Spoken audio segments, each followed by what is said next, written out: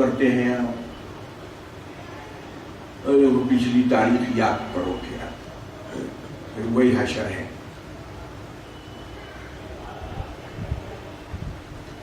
تو قریش کی جو ہٹ دھرمی تھی، حضرت عثمان غنی حضرت کا جو کل شاید کی وفات کا دن تھا، شہادت کا، حضرت عثمان غنی رضی اللہ تعالیٰ عنہ کو عاص بن وائل ان کا چچا تھا۔ اسلام میں چوتھے تھے یہ، حضرت ابو بکر صدیق، حضرت علی، حضرت زید بن ثابت رضی اللہ تعالیٰ عنہ کے بعد چوتھے مسلمان تھے حضرت عثمان غنی رضی اللہ تعالیٰ عنہ۔ حضرت ابو بکر صدیق کی دعوت پر انہوں نے اسلام قبول کیا، وہ سابقون الاولون۔ جب اسلام قبول کیا تو ان کے چچا نے زدم زدی کا کام رسیوں سے کھمبے سے باندھ دیا اور بولے جب تک تم اس نئے دین سے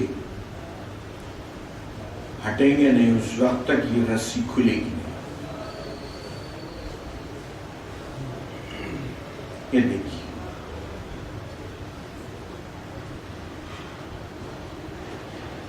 حضرت عثمان غنی کی پختگی اور عزم ان کا جب دیکھا تو تنگ آ گئے۔ انہوں نے کہا کہ نہیں، کچھ ہو جائے، جو ایمان ہم نے لایا ہے اس سے پلٹنے کی بات نہیں ہو سکتی، چاہے جسم کے ٹکڑے ٹکڑے کر دیے جائیں۔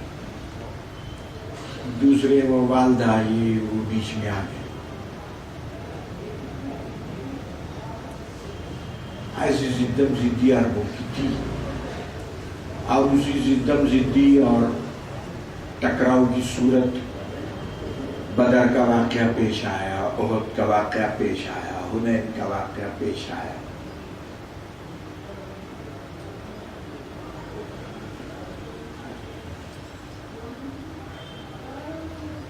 حضرت عثمان غنی رضی اللہ تعالیٰ عنہ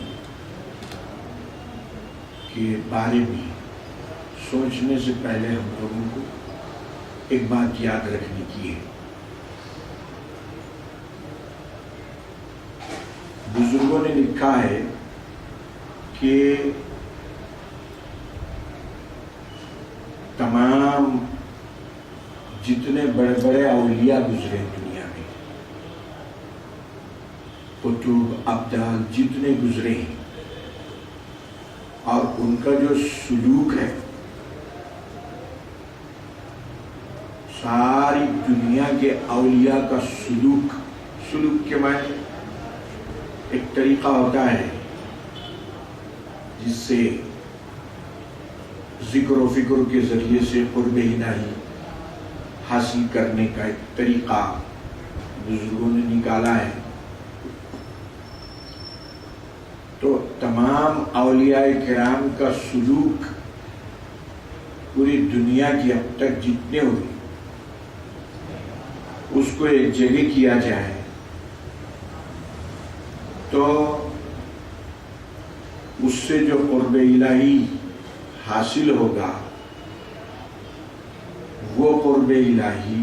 اور وہ مرتبہ ایک صحابی کے ایمان کو نہیں پہنچ سکتا۔ ایک صحابی کو جو حضور کا دیدار نصیب ہو گیا ہے اور اس دیدار کے نتیجے میں جو قرب الہی صحابی کو نصیب ہو گیا ہے، تو اس مرتبے تک پہنچنے کے لیے تمام اولیاء کا جو سلوک ہے اس کو بھی اگر شمار کیا جائے تو ساروں کا سلوک مل کے ایک صحابی کے ایمان اور ان کی جو نسبت حضور سے قائم ہوئی ہے ایک لمحے کے لیے، اس کی برابری نہیں۔ اب اندازہ لگائی درجے صحابیت کا، اور پھر صحابہ میں بھی حضرت عثمان غنی رضی اللہ تعالیٰ عنہ کی سابقون الاولون میں چوتھے ایمان لانے والے، رابع اہل ایمانی، چوتھی شخصیت تھی جنہوں نے اللہ کے راہ میں اسلام قبول کیا۔ اب دیکھیے کہ یہود نے جب دیکھا کہ اسلام کی باغ و بہار چل رہی ہے، حضرت عمر کا دور گزر گیا بڑی خوشحالی کے ساتھ، اور اسلام قیصر و کسریٰ کے دربار کو فتح کرتے ہوئے عجم میں داخل ہو گیا ہے، تو اب ان کو تکلیف ہونے لگی کہ یہ تو سیل رواں کی طرح پوری دنیا میں پھیل رہا ہے، تو اس کو روکنے کے لیے کیا کرنا چاہیے۔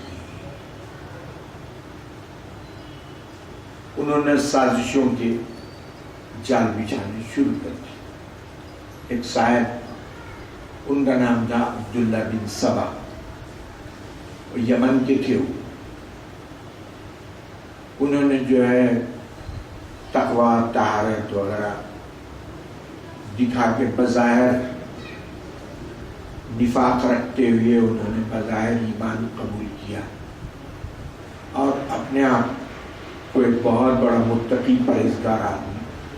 دنیا کے سامنے بتایا۔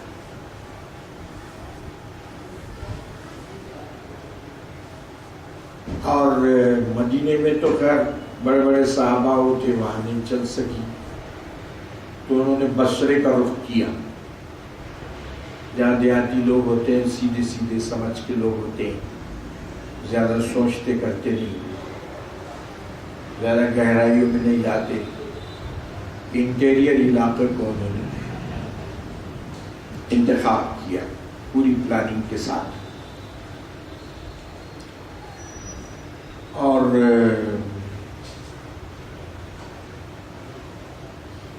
دو عقیدے پھیلائے۔ ایک عقیدہ انہوں نے پھیلایا رجعیت بولیے یا رجعت بولیے، کہ جب حضرت عیسیٰ دنیا میں دوبارہ آئیں گے تو پھر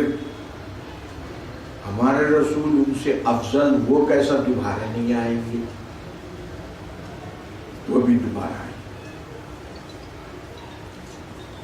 اور کہنے لگے کہ اصول انہوں نے دیا کہ کوئی اس وقت تک امام نہیں ہو سکتا جب تک کہ وہ نبی کا وصی نہ ہو، یعنی نبی نے اس کو وصیت نہ کی ہو، اپنا وصی بنایا انہوں نے۔ تو نبی کے وصی تو حضرت علی ہیں، تو وصی کے ہوتے ہوئے غیر وصی کیسے خلیفہ ہو؟ ایسے کچھ عہدے جتنے ضابطے انہوں نے لوگوں کو سمجھائے، کچھ بدنام کرنا شروع کر دیا۔ حضرت عثمان غنی کی خلافت 12 سال تک چلی، اس میں سے 6 سال تو بڑے امن اطمینان کے ساتھ اور بڑے خوشحالی کے بھی رہے، لیکن باقی کے 6 سالوں میں سبائیوں کے فتنے کا معاملہ بڑھ گیا، اور چاروں طرف سے عہدی جتنی شکایتیں یہ وہ، کیا ایسا ہو رہا ہے، وہ وہاں ایسا ظلم ہو رہا ہے، یہاں ایسا ظلم ہو رہا ہے۔ تو حضرت عثمان غنی رضی اللہ تعالیٰ عنہ نے اپنے خلاف خود انکوائری کمیشن قائم کیا۔ انکوائری کمیشن، شکایتیں ہیں نا، یہاں سے شکایت آ رہی ہے، یہاں سے شکایت آ رہی ہے، یہاں سے شکایت آ رہی ہے۔ بعض اب تک لوگ بھیجے گئے کوفے سے، بصرے سے، مصر سے، مختلف علاقوں سے بھی جا کے اپنی شکایت پیش کرو، بولو کہ وہ دیکھو وہاں کا حاکم ہم پر ظلم کرتا ہے، فلاں ہے، یہ ہے وہ۔ تو حضرت عثمان غنی نے صحابہ کے مشورے سے انکوائری کمیشن اپنے خلاف قائم کیا اور فرمایا کہ یہ جا کے جہاں جہاں شکایتیں آئی ہیں ان کی تحقیق کی جائے،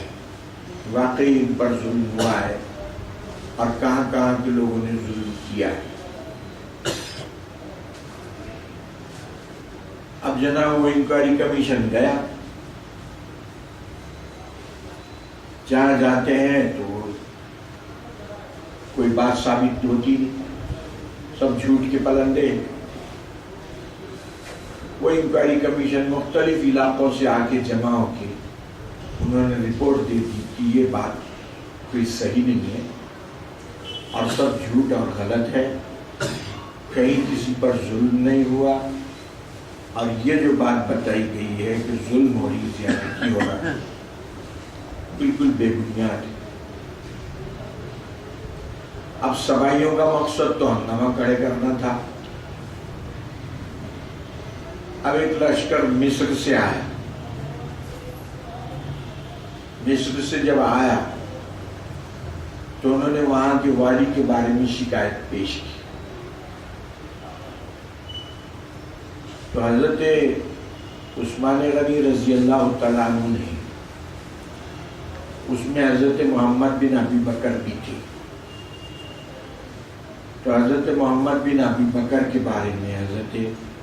عثمان غنی نے مکتوب لکھ دیا اور مصر کے گورنر کو لکھ دیا کہ آپ کو معزول کر دیا جاتا ہے اور جائزہ ان کو دے دو۔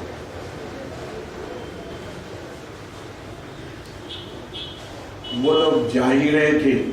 کہ درمیان سے ان کو ایک تیزی سے اونٹنی جاتی ہوئی دکھی، انہوں نے